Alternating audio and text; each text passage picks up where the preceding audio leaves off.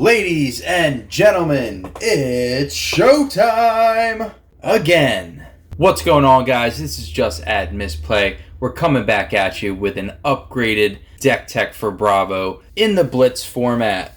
So I released my previous deck tech. I'll put a link in the description below. This is just going to be an upgraded using some of the cards in Monarch and adjusting to the Monarch meta that is kind of out and about right now. And I'm sure I'm going to release another updated video after this, but I just want to show you guys what I'm working with. Of course, we got Bravo, pay 2 resources, give your next attack, dominate. It's really good. Anathos, of course, is our first equipment. Arcanite Skull Cap again, Crater Fist. So our first new addition to the deck is Gambler's Gloves. Levia's floating around. I don't think she really uses much dice rolling, but it's not bad. Maybe eventually they will. I don't know. This is good against Brute, specifically Rhinar and KO.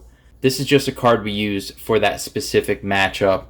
Otherwise, it just sits in our sideboard with the 11 cards. Goliath Gauntlet, Helm of Isen's Peak, Iron Rot Legs, Null Rune Boots, Null Rune Gloves. I took out the Null Rune Hood because we have Skull Cap, and I wanted to make room for this bad boy down here. Time Skippers. Time Skippers is like a must-have with the new meta. It's really good against Prism. It might be one of Bravo's only ways to combat Prism, like an Aura build Prism deck. So it's important to gain that 2 action points. And it's not hard to do because Bravo uses a lot of blue pitch cards. So in case you didn't know, whenever you attack an Aura, if you're using an action card that has the ability Go Again, it just fizzles the card that you attacked with so you don't get Go Again. So a lot of cards that have Go Again are less effective against the Prism Aura builds, all right?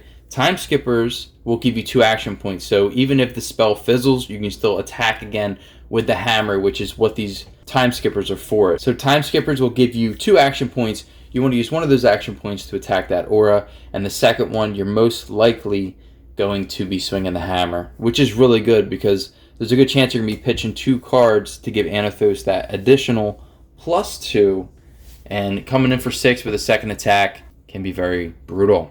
Up next, we kept the Sigil of Solace. We still have 2 red Sigil of Solace. We took out cards that pitched for blue. A lot of them were crush cards, and they did not have 6 attack power on them. The reason I took them out is because I was barely attacking with them as is. Like, I was saving my big attacks for drawing like Mangle, Crippling Crush, you know, the big heavy hitters in Bravo. And going up against Prism, you need to have that 6 power. So I took out Crush Confidence, for example. So the blue pitch value for Crush Confidence only has 5 attack power, which is not good enough going up against Prism. You need that 6. So I took those 2 out. I added 2 blue Buckling Blows that have 6 attack. I also added, well, I think Chokeslam was in the last deck as well. So we got 2 blue Chokeslams, 2 blue Cranial Crush. Also, in my last video, I said a false statement. The Crush effect here does not make it so your opponent can't draw cards at the end of their turn.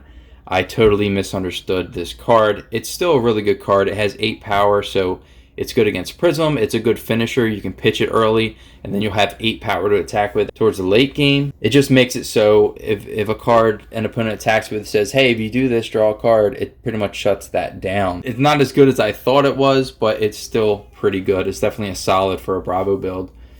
Then we got Crippling Crush. 2 of them, of course. Don't leave home without it. Debilitate, again, with that 6 attack power. We got 2 of them. And then here's a new card I added as well. So we got Yellow Disable and the Blue Disable. We picked Yellow and Blue because Blue pitches for 3, which is really good. It also has 7 attack. And the Yellow Disable has 8 attack. It's easy to play that. 5 casting cost is not hard to do at all. Disable is almost like Bravo's version of Command and Conquer. And I actually threw in more pummels in this deck. So if you play Disable and then if you're able to add an attack reaction and hit it with a pummel on top of that, it almost feels like a mini Crippling Crush. It's really, really good. Last Ditch Effort is another new card that I added. Pitches for 3. It costs 3, so it triggers with Anathos. Honestly, it's a good card. And some games you'll be reaching that bottom of your deck, and you'll be happy that this is in there. Other than that, you're really just pitching this. You're really just pitching this unless you only have like 5 cards in your deck to play this. Just keep on pitching it. Or if you need to kill auras as well, this is a good low attack to get rid of some auras. So definitely a solid keep. I kind of feel bad that I overlooked this card so many times. It does work. It's worth picking up. Get your play set. I would even pick up 3 just so you're ready for CC, because eventually we're all going to transition into Classic Constructed, right? Up next, the new card we got, a Majestic Rouse the Ancients. This card has been pretty good. I added it back before I added so many high attack powers, and it was okay. Now that I have more attack powers in this deck, Rouse the Ancients is solid. It's way more reliable than it's ever been before. Pitching it for 3 with 7 and go again is really good. Don't overlook it. Up next, we got Spinal Crush, 2 of them. And then here's a new card as well. I added Outmuscle, the red version and the blue version. The blue version because it pitches for 3, obviously, and it does more work than Crush Confidence. It's more helpful at the end of the game than Crush Confidence was or Crush the Weak. And because of that, because of the fact that it's possible to give this card go again at the end of the game, I think that gives it a little bit more edge over those 2 Crush cards. We also have to keep in mind with Outmuscle that your Tectonic plate seismic surge tokens won't actually reduce this by 1, but I don't think that's a huge deal because it only costs 3, right?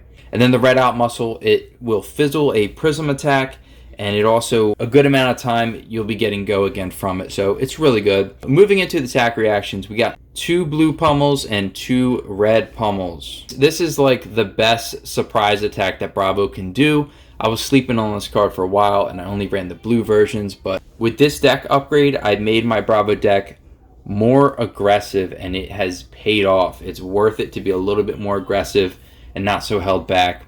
I think in Classic Constructed, it might be a little bit better to be a tad bit more reserved playing Bravo. But for Blitz, I think it's big hits. Go big or go home, right? Or do both.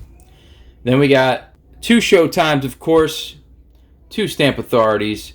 2 Towering Titans. I took out the 2 yellow Towering Titans because I added more red and more yellow. So I didn't want to have to take a turn off to throw a Towering Titan into my arsenal.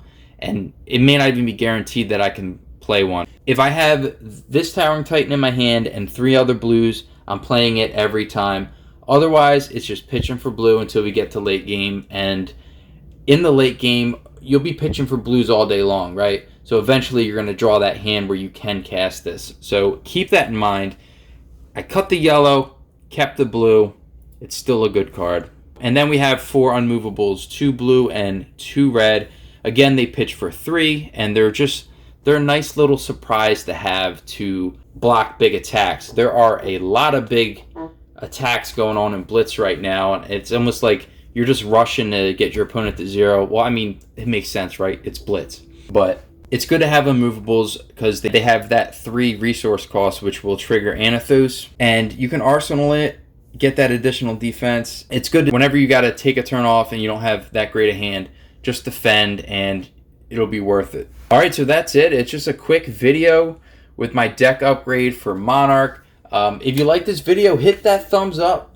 I really appreciate it, and I want to keep some more deck techs coming at you. Right now, I've just been focused on Bravo like a madman, and I'm really loving what he's doing, and I'm loving playing this deck, so that's why I keep sharing it with you guys. There'll be more upgrades in the future, and I'm actually working on a Classic Constructed build, so catch that out soon. Oh, and a budget. I'm working on a budget and a Classic Constructed build. So hopefully this videos will be out real soon for you, alright? Hit that like button and we'll see you next time. Hey, thanks for watching. If you like my content and want to see more, go ahead and hit that subscribe button. You can also hit the like button. It goes a long way and it really helps out a lot. You can find me on Twitch at JustAddMisplay. Thanks again for your support, and we'll see you in the next video.